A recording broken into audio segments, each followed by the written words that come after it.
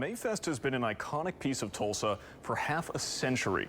And with a couple 100,000 people visiting every single year, many memories could be lost to time. But organizers want to ensure that they'll be remembered half a century from now.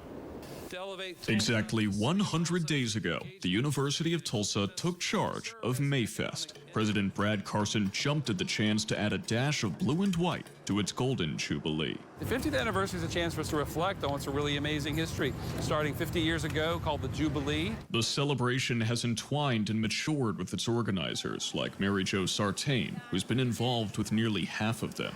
It's changed a lot over the 50 years, definitely. It's why top brass feel the focal point of Tulsa's cultural opus isn't the paintings, the wandering drummers, or the performers on stilts and unicycles, but the poster gallery. Since 1981, a prominent local artist has designed the poster for each year's Mayfest, and for the first time ever, they're all under one roof. As you walk down this hallway, you can feel the history radiating from every single one of these posters, but somehow, despite being an integral thread in the cultural fabric of Tulsa, the history of Mayfest has never really been documented. Isn't that amazing? I have no good answer for that. Were you shocked to learn that no one had written this stuff down before? I was surprised, exactly. But it's a volunteer-driven event, and so there's no one permanently on staff to help organize this kind of stuff. We're going to change that this year.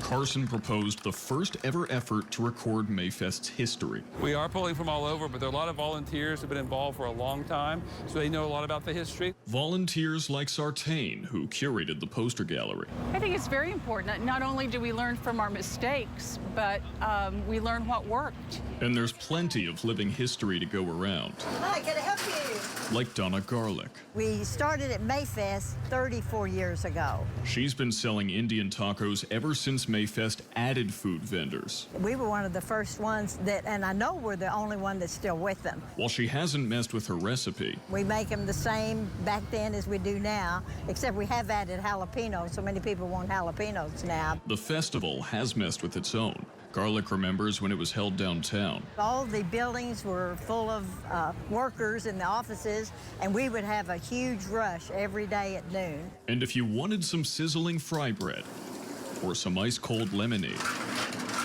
you couldn't pay with a credit card. We used to take tickets. They would count your tickets, and that's how you would redeem your cash at the end of the festival.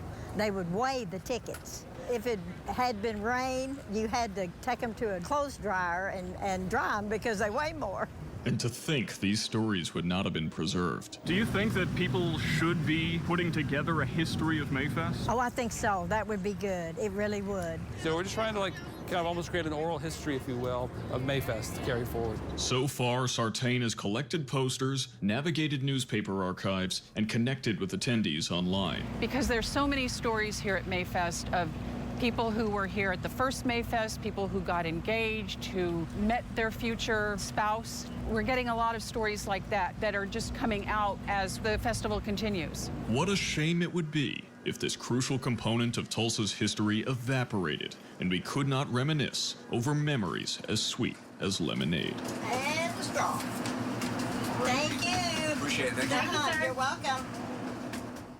After learning about our story, the University of Tulsa created a website where you can contribute to this history project. You can find the link on our website, ktul.com. Sam Gelfand, News Channel 8.